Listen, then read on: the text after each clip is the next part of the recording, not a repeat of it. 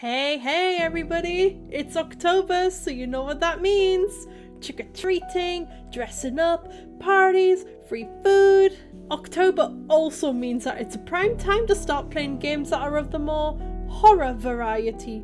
Of course, you can play horror games any time of the year really, but I feel it's a bit special when it comes to this month. There are two games that I think fit October perfectly, and no, it's nothing like Silent Hill or Resident Evil, nothing like Five Nights at Freddy's either. Instead, it's more of the hidden object variety. First of all, what are hidden object games exactly?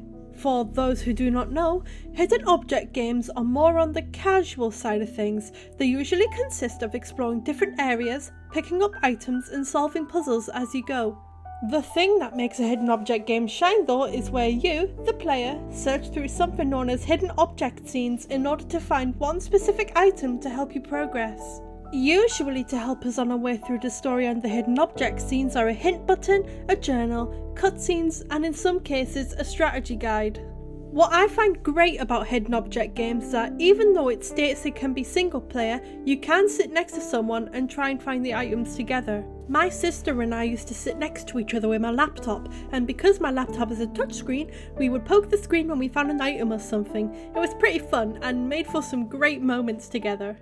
I'd like to think both of the hidden object games I want to cover today are rather fitting for October, from their music to their setting and story. So without further ado, I shall introduce you to the first game that I want to talk about with its cutscene.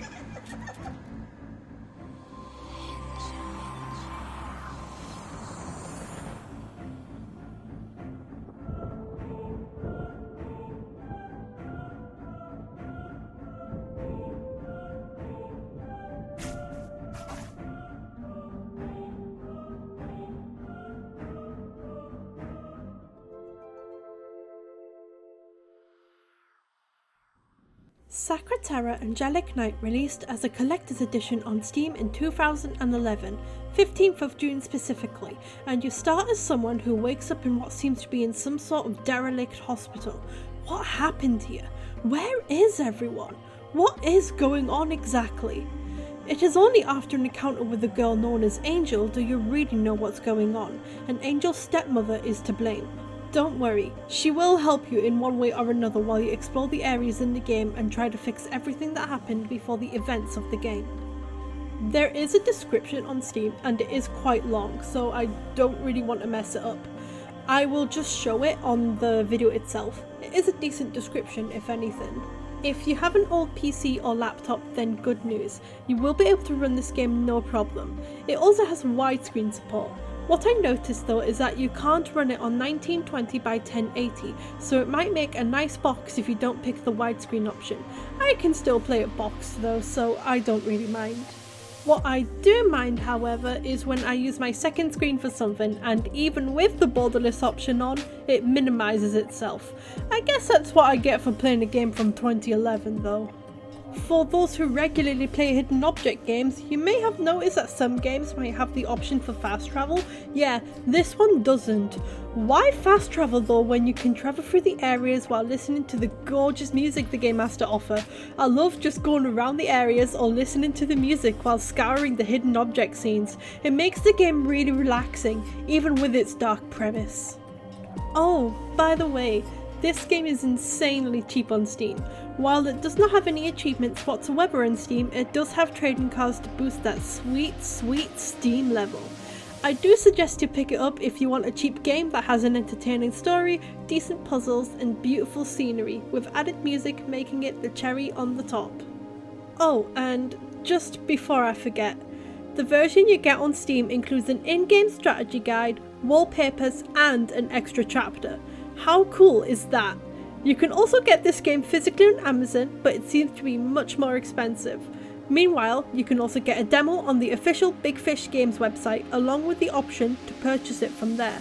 Interestingly enough, this game does have a sequel, but that is not the second game I wanted to talk about.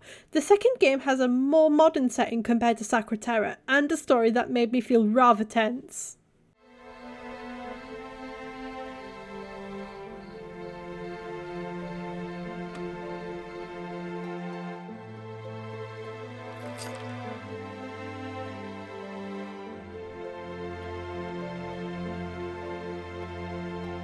Welcome to my fairy tale, Red Riding Hood. Your friend Kevin is waiting for you in the old cemetery behind the city. Hurry and find the poor thing before the big bad wolf eats him.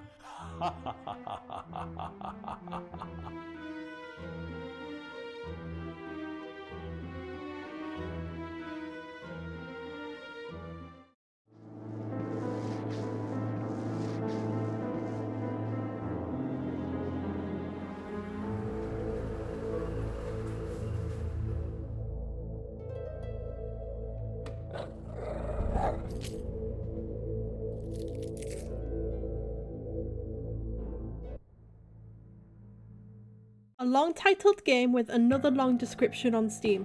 How fitting. It is also a game that requires you to buy it weirdly if you want to play it on Steam, but I will get to that in a moment. In this game, you start as a young woman who leaves her fiancé only to find out that he is kidnapped by a serial killer that focuses on fairy tales for his murders, like Sleeping Beauty. The killer, known as the Storyteller, watches your every move as you go about different locations trying to save your other half. The locations themselves are really pretty, and they are also pretty fitting for the story it is trying to tell. I also feel that the locations are what makes the game that much more tense, however. Every now and then you will find these notes from the storyteller taunting the main character. You may sometimes even find writing on the walls in some locations, which also comes across as pretty taunting if you ask me.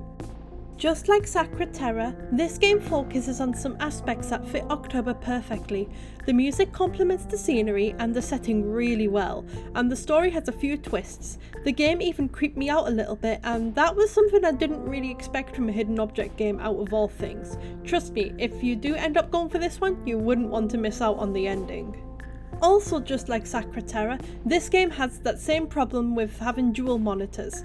However, this game can play pretty nicely on the full screen option, and it doesn't look odd at all upon doing so. This game also has fast travel, unlike Sacra Terra. The fast travel option can be accessed from your journal, and it also shows an exclamation mark on locations where there is stuff to do or items to find. When I said it was a game that requires you to buy it weirdly, I am not joking. On Steam, it's part of a bundle, along with 5 to 6 other games. Yes, 5 to 6. I haven't tried all of them, but the ones I have tried were pretty good. Again, you can get a demo on Big Fish Games with an option to purchase the full game. What's great about this though is that you can also buy it there for Android, iPhones and Macs. Just to add, this game doesn't have achievements either, but the bundle itself has trading cards for that sweet Steam level. Okay, I think I have pretty much covered everything about these two lovely games. Thank you so much for watching the video. It was really fun just to talk about them and play them both again, because it does give me something different to play during October, and they are pretty fun. If you have played these games before, then why don't you let me know down in the comments section. Likes and subscribes would also be appreciated as well. Again, thank you.